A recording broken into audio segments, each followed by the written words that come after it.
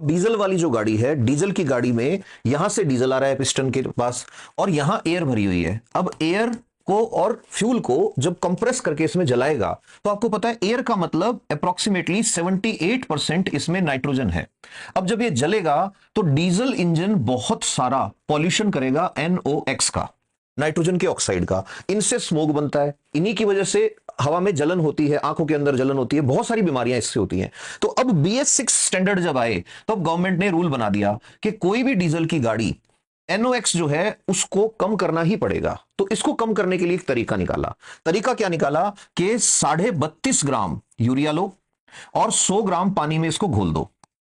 अब जब ये घोल दोगे तो ये बन गया 32.5% का यूरिया का घोल और इसका नाम रख दिया एड ब्लू। और इस एड ब्लू को इंडिया में कह देते हैं यूरिया टैंक। तो इसको गाड़ी के अंदर फिट कर दो। अब इसको जब फिट करोगे तो ये यूरिया है और यूरिया का फॉर्मूला आप सब जानते हो NH2CO NH2। जब ये यूरिया गर्म होता है तो ये टूटता है अमोनिया में और CO2 में।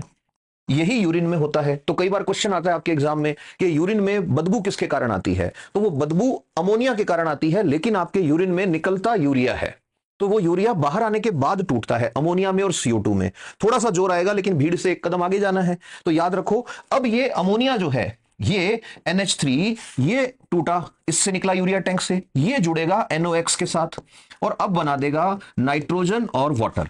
अब आप जानते हो नाइट्रोजन जो है वो तो एटमॉस्फेयर में है ही, तो 90% तक पॉल्यूशन कम हो गया अगर आपने यूरिया का टैंक BS6 डीजल व्हीकल के साथ लगा दिया तो।